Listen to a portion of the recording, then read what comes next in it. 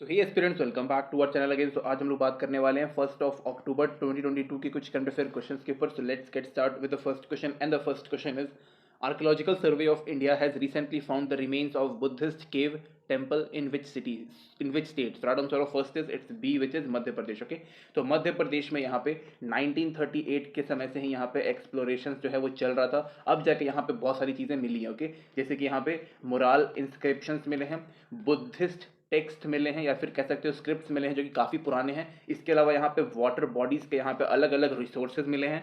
Buddha remains यानी कि जो बुद्ध भगवान की जो स्टैचूज वगैरह होती हैं उसके भी यहाँ पे कुछ कुछ रिमेन्स मिले हैं। कई सारे यहाँ पे केव्स हैं जिसको हम लोग एंशियंट केव यहाँ फिर या फिर आप कह सकते हो बुद्धिस्ट केव भी यहाँ पे आप कह सकते हो, ये सारे मिले हैं। और यहाँ पे टेम्पल्स तो है ही। ओके, इसमें और भी कई सारे अभी चीज़ें अभी मतलब और मिलेगी, जैसे कि जो भगवान बुद्ध से जितनी भी चीज़ें रिलेटेड है उनसे चीज़ें मिलने के अभी भी और चांसेस यहाँ पे बताए जा रहे हैं। ओके, काफ़ी लंबे समय से यहाँ पे काम चल रहा था और अब जाके यहाँ पे कुछ बहुत सारी चीज़ें मिली हैं जो कि जो बुद्ध कम्युनिटी है, जो भगवान बुद्ध की जो कम्युनिटी जो लोग उनके फॉलोअर्स हैं उनके लिए काफ़ी यहाँ पे इंपॉर्टेंट रहने वाला है। अगर इस जगह को अगर हम वापस से यहाँ पे डेवलप कर दें अच्छे तरीके से तो कहीं ना कहीं एक ये टूरिस्ट स्पॉट भी बन जाएगा और एक श्रद्धा के लिए भी काफ़ी बढ़िया रह सकता है। यहाँ पे हम लोग एक टेम्पल वगैरह भी बना सकते हैं ताकि जो यहाँ पे लोग हैं वो यहाँ पे आके पूजा अपना और जो भी है अपना श्रद्धा दिखा सकते हैं। ओके, काफ़ी बेहतरीन रहेगा, कोई प्रॉब्लम नहीं है। Okay, next question is who has released the report on fourth round of quarterly employed surveys on 27th of September? Right answer of second is it's A, which is Bhupendra Yadav. Okay, तो भूपेंद्र यादव जी जो है यहाँ पे like employment सर्वे करवाया था जनवरी से मार्च तक का, जो कि 2022 जो कि खत्म हो चुका है उसका यहाँ पे हुआ था। ओके, तो उसके अकॉर्डिंग यहाँ पे बताया जा रहा है कि भाई जो एम्प्लॉयमेंट जो है वो यहाँ पे इंक्रीज किया है। कितना इंक्रीज किया है? तो जो पहले क्वार्टर में था जो कि थर्ड राउंड में था यहाँ पे, तो उसमें दिया हुआ था कि भाई 3.14 करोड़ जो है नौकरियां हैं, लेकिन अब कितनी हो गई हैं?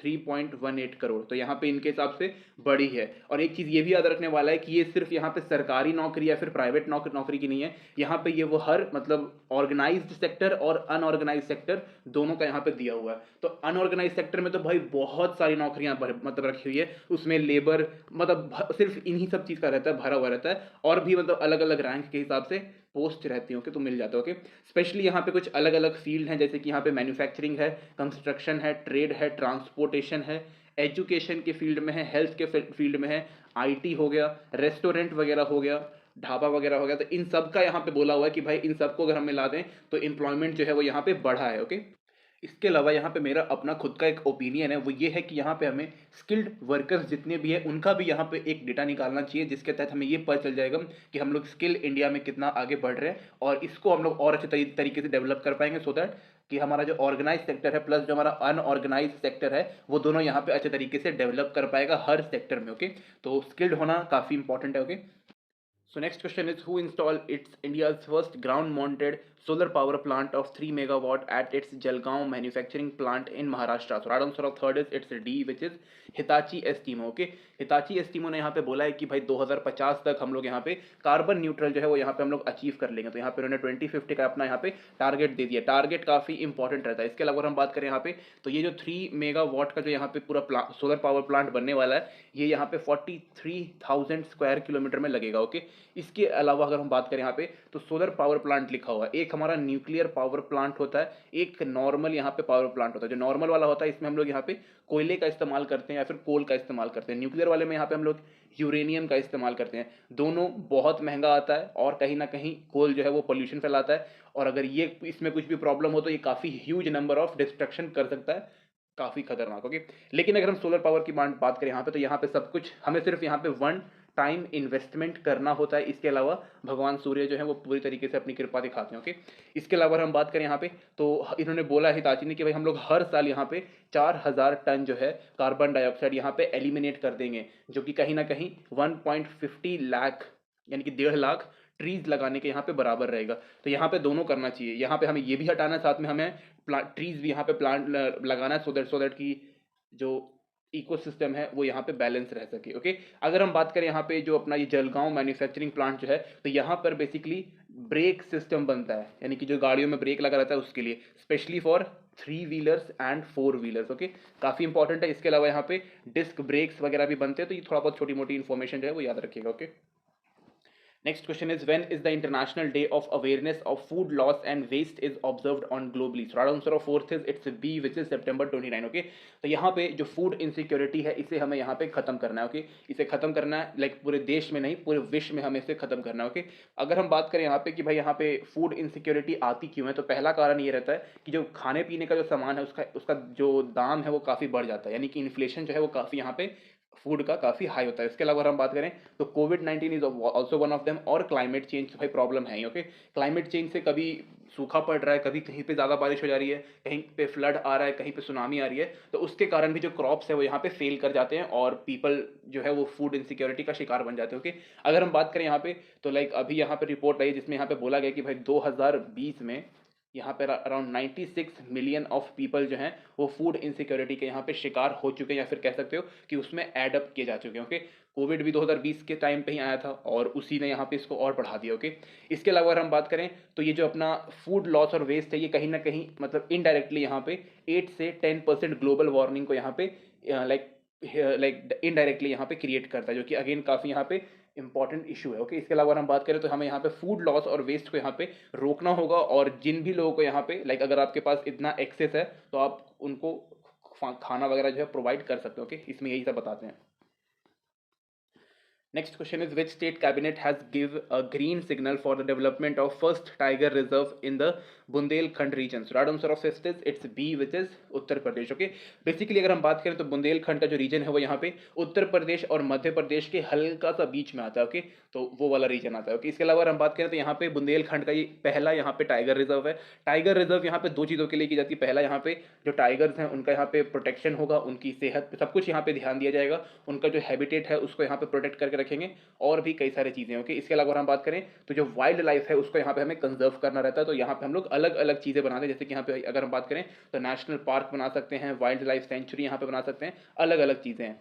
इसके अलावा अगर हम बात करें तो ये जो अपना इनका जो नया जो यहाँ पे आएगा टाइगर रिजर्व वो यहाँ पे 53,000 हेक्टेयर लैंड में बना हुआ रहेगा, जो काफ़ी इंपॉर्टेंट है. और यहाँ पे एक रानीपुर नाम का एक रानीपुर वाइल्ड लाइफ सेंचुरी है जो कि चित्रकूट डिस्ट्रिक्ट में आता है, तो ये भी इसके आसपास नहीं. ओके, साथ ही में अगर हम बात करें तो इससे यहाँ पे हमें इको टूरिज्म यहाँ पे बढ़ेगा. ओके, लोग यहाँ पे आएंगे एनिमल्स वगैरह को देखने के लिए, तो उससे यहाँ पे टूरिज्म बढ़ेगा, साथ में लोगों को यहाँ पे एम्प्लॉयमेंट बढ़ेगा. ओके, लाइक एक यहाँ पे अगर टाइगर रिजर्व को चलाने की बात करें तो मोर देन 500 to 1000 लोग तो भाई डायरेक्टली लग जाते हैं, और इनडायरेक्टली काफ़ी सारी चीज़ें आ जाती हैं. ओके, इसके अलावा इस पर्टिकुलर टाइगर रिजर्व में टाइगर्स रहेंगे, लेपर्ड रहेंगे, बियर, डियर और रेप्टाइल, इसके अलावा और तो भाई बहुत सारे मैमल्स इसके अंदर रहने वाले. ओके, तो इनको एक नया घर भी मिल जाएगा.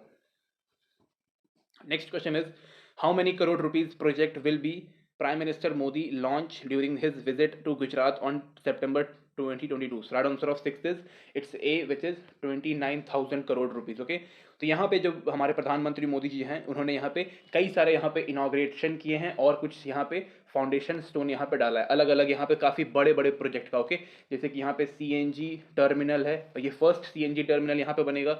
इसके अलावा अगर हम बात करें तो मेट्रो ट्रेन के लिए यहाँ पे किया हुआ है, वंदे भारत एक्सप्रेस ट्रेन के लिए भी यहाँ पे कर दिया गया है 36th addition of national games. इस चीज़ को याद रखिएगा कि जो 36वां एडिशन है नेशनल गेम का वो गुजरात में फर्स्ट टाइम यहाँ पे होने वाला. ओके, इसके अलावा अगर हम बात करें तो यहाँ पे कई सारे यहाँ पे multiple infrastructure and development projects को यहाँ पे ओपन अप किया गया, जो कि काफ़ी इंपॉर्टेंट है.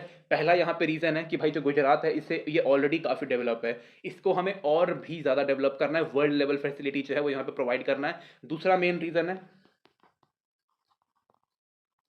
ओके, आने वाला है अभी. Next question is, who inaugurated 13th FICCI Global Skill Summit 2022?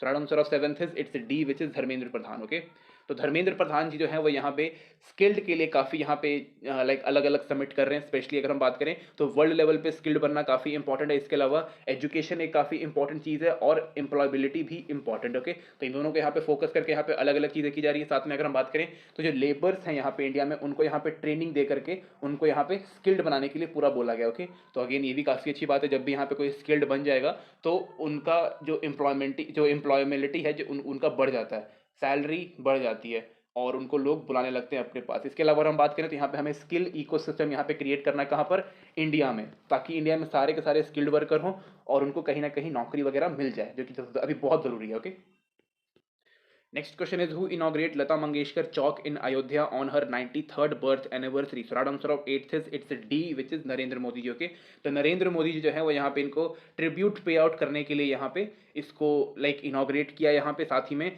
जो लता मंगेशकर जी जो है वो एक लेजेंड आर्टिस्ट हैं, लेजेंड सिंगर हैं, और उनको देश कभी भी नहीं भूलेगा. और अयोध्या में उनके नाम का एक चौक यहाँ पे बनाया गया सो दैट कि लोग उनको याद रखें. इनका यहाँ पे 93rd बर्थ एनिवर्सरी था.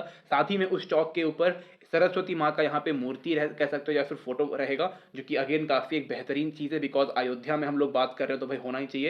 एंड बहुत बेहतरीन है. ओके, आप लोग एक बार नेट पे सर्च करके देख सकते हो, काफ़ी काफ़ी यहाँ पे अच्छा है. ओके, आप एक बार प्लीज़ सर्च कर लीजिएगा.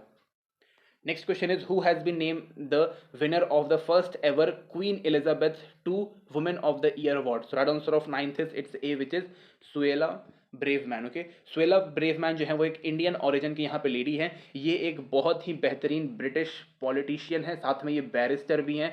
ये अभी के हिसाब से होम सेक्रेटरी हैं कहाँ के, ब्रिटेन के. इसके अलावा अगर हम बात करें तो ये attorney general of England and Wales. Wales उनका एक शहर है, वहाँ पर वॉल्स नहीं है, वेल्स है. ओके, याद रखिएगा इस चीज़ को, यहाँ पे मैंने लिख दिया वेल्स. ओके, तो attorney general of England and Wales यहाँ पे रह चुकी हैं कब से कब तक, 2020 से लेकर के 2022 तक. और ये इंडियन ओरिजिन की लेडी है. यानी कि आप देख सकते हो कि भाई पहले ये लोग आए इंडिया पे राज करने के लिए, अब इंडियंस जो है वो यहाँ जा रहे हैं, अमेरिका में है, ब्रिटिश में तो है ही भाई, ब्रिटेन में बहुत सारे हैं, कनाडा वगैरह में हर जगह यहाँ पे हैं. तो अगेन काफ़ी अच्छी बात है. She is a Indian origin women and बहुत बेहतरीन. ओके, अभी अगर हम बात करें तो यहाँ पे ये होम सेक्रेटरी है और बहुत अच्छे तरीके से वहाँ पे काम कर रही है. Okay, next question is, world green economy summit being held in which city? Right answer of 10th is it's A, which is Dubai. Okay, 8th edition था इसका, 8th world green economy summit का. देखो यहाँ पे अगर हम बात करें तो यहाँ पे एक ही ज़्यादा कुछ है नहीं. यहाँ पे 2 से 3 चीज़ें हैं. पहला और काफ़ी इंपॉर्टेंट है, क्लाइमेट चेंज हो गया. क्लाइमेट चेंज से कौन कौन सी प्रॉब्लम्स आ रही हैं उसको यहाँ पे हर जगह बताना. इसके अलावा अगर हम बात करें तो लोगों को यहाँ पे अवेयर करना कि भाई क्लाइमेट चेंज जो है वो एक बहुत ही इंपॉर्टेंट इशू है पूरे वर्ल्ड लेवल के लिए. यहाँ पे ग्रीन एनर्जी को यहाँ पे लाइक प्रमोट करना, साथ ही में यहाँ पे रिन्यूएबल एनर्जी के लिए यहाँ पे फंडिंग्स वगैरह करना, और लोगों को यहाँ पे उत्साह करना कि आप इसका इस्तेमाल करिए. सोलर एनर्जी के ऊपर फोकस रखना, हर चीज़ जो यहाँ पे आपको कार्बन न्यूट्रल बना सकता है उसके ऊपर फोकस करना है. हर चीज़ वो जो हमारे इकोनॉमी को यहाँ, सॉरी इकोनॉमी तो है ही, साथ में यहाँ पे हमारे इन्वायरमेंट को और हमारे बायोडाइवर्सिटी को प्रोटेक्ट करे, उसके ऊपर पूरी तरीके से यहाँ पे बात होगा. Okay, next question is, who has been appointed as a new Attorney General of India? So right answer of 11th is it's A, which is R Venkataramani. Okay, तो R Venkataramani जो है वो काफ़ी यहाँ पे एक सीनियर एडवोकेट हैं, senior advocate, और ये सुप्रीम कोर्ट में यहाँ पे काम करते थे. ओके, लाइक वकील लड़ते थे. अभी यहाँ पे इनको 3 साल के लिए अटॉर्नी जनरल ऑफ इंडिया यहाँ पे बना दिया गया है. 17th attorney general of India ये बन चुके हैं. ये काफ़ी इंपॉर्टेंट है. इन्होंने के वेणुगोपाल को यहाँ पे इन्होंने सक्सीड किया है. इनका यहाँ पे 42 ईयर ऑफ एक्सपीरियंस है इनका, सिर्फ किस चीज़ में, लॉ फील्ड में. साथ ही में अगर हम बात करें तो ये मेंबर रह चुके हैं किसके, लॉ कमीशन ऑफ इंडिया के. तो ये भी काफ़ी इंपॉर्टेंट है, 2010 से लेकर के 2013 के बीच में. ओके, साथ ही में इन्होंने यहाँ पे इन्होंने सेंट्रल गवर्नमेंट को यहाँ पे रिप्रेजेंट किया है, स्टेट गवर्नमेंट को यहाँ पे रिप्रेजेंट किया है, यूनिवर्सिटीज़ को यहाँ पे किया है, पब्लिक सेक्टर्स को किया है. तो काफ़ी इनका इंपॉर्टेंट रोल रहा है, जितना भी इन्होंने 42 ईयर्स में इन्होंने एक्सपीरियंस अचीव किया उस चीज़ में. ओके, इसलिए यहाँ पे इनको हमारे जो प्रेसिडेंट मैडम हैं उनके द्वारा इनको यहाँ पे अपॉइंट किया गया. ओके, काफ़ी इंपॉर्टेंट, याद रखिएगा इस चीज़ को. So next question is, what is the rank of India in WIPO Global Innovation Index 2022? So right answer of 12th is it's B, which is 40. Okay, तो यहाँ पे हमारा 40th रैंक रहा है. 2021 की अगर हम बात करें तो यहाँ पे हमारा 46 रैंक, यानी कि हमारा रैंक जो है वो अच्छा हुआ है. यहाँ पे हम दिखाता है कि भाई हम लोग जो यहाँ पे इनोवेशन में है वो काफ़ी अच्छे तरीके से काम कर रहे हैं. इकोनॉमी स्ट्रैटेजी हमारी काफ़ी अच्छी है. हम लोग डिजिटल एरा या फिर डिजिटल एज में काफ़ी अच्छे तरीके से काम कर रहे हैं, और हम लोग यहाँ पे डीप साइंस के ऊपर भी यहाँ पे काम कर रहे हैं. ओके, साइंस को काफ़ी अच्छे तरीके से यहाँ पे समझ रहे हैं. फर्स्ट रैंक यहाँ पे स्विट्जरलैंड का है, सेकंड रैंक यहाँ पे यूएसए का है. ओके, तो यूएसए तो भाई हर चीज़ में आगे रहता ही है. इसके अलावा अगर हम बात करें यहाँ पे तो इसका फुल फॉर्म होता है वर्ल्ड इंटेलेक्चुअल प्रॉपर्टी ऑर्गेनाइजेशन, और इसी ने यहाँ पे इसको ऑर्गेनाइज किया था. ओके, अगर हम बात करें तो यहाँ पे marketing, knowledge, technology, business, human capital, इन सब चीज़ों के अकॉर्डिंगली हम लोग यहाँ पे ग्लोबल इनोवेशन इंडेक्स यहाँ पे बनाते हैं. स्टार्टअप भी कहीं ना कहीं इसके अंतर्गत आता है. टेक्नोलॉजी का यहाँ पे बेहतरीन होना काफ़ी इंपॉर्टेंट है, और जितने भी हमारे इनोवेशन है उसको यहाँ पे बूस्ट करने का काम भी ये करता है, और हमने भी किया काफ़ी अच्छे तरीके से. इसी के लिए यहाँ पे हमारा 2022 में 40th पोजीशन आया, जो कि काफ़ी अच्छी बात है. ओके, बहुत बेहतरीन, कोई इसमें दिक्कत नहीं है. हमारा आने वाले टाइम में और भी अच्छा यहाँ पे हो जाएगा. Okay, position.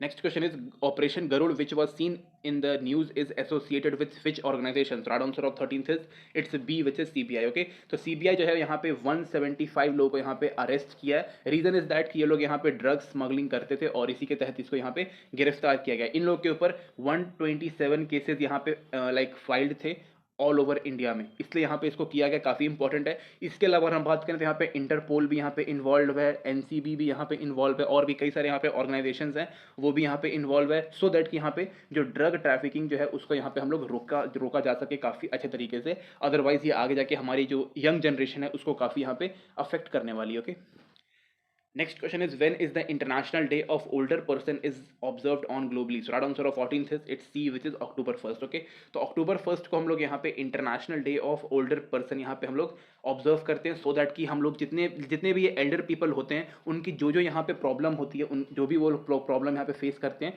उनके बारे में हम लोग यहाँ पे बात कर सके, जो कि अगेन काफ़ी इंपॉर्टेंट है. इसके अलावा हम लोग यहाँ पे अपनी सोसाइटी को इस तरीके से डेवलप करें सो दैट कि ये जो हमारी सोसाइटी है वो हर एज के लोगों के लिए सूटेबल रहे. हम लोग इनकी यहाँ पे हेल्प कर सकते हैं, इनको सपोर्ट कर सकते हैं, यहाँ पे इनको लव प्रोवाइड कर सकते हैं, साथ में यहाँ पे रिस्पेक्ट भी इनको दे सकते हैं. ओके, काफ़ी इंपॉर्टेंट है और ये सब कुछ यहाँ पे करना भी चाहिए. Okay, next question is when is the international coffee day is celebrated on globally? So right answer of 15th is it's C, which is October 1st. Okay, तो इंटरनेशनल कॉफी डे में बेसिकली हम लोग उन लोगों का यहाँ पे thank you बोलते हैं या फिर उनको हम लोग ट्रिब्यूट देते हैं जो कॉफ़ी बनाने के लिए पूरा लाइक बहुत ही हार्ड वर्क यहाँ पे करते हैं. जैसे कि यहाँ पे हमारे सबसे लाइक डाउन में यहाँ पर फार्मर आ जाता है. लाइक फर्स्ट स्टेप में यहाँ पे फार्मर आते हैं, रोस्टर आते हैं, कॉफ़ी शॉप ऑनर आते हैं. इसके अलावा अगर बात करें तो बीच में यहाँ पे डिस्ट्रीब्यूटर्स भी आते हैं. तो यहाँ पे कई सारे लोगों को यहाँ पे मेहनत रहता है, तब जाके यहाँ पे हम लोग उस कॉफ़ी को यहाँ पे पी पाते हैं जो यहाँ पे काफ़ी मतलब कंज्यूमेबल फॉर्म में यहाँ पे मतलब भेज दिया जाता है. ओके, तो इसके ऊपर काफ़ी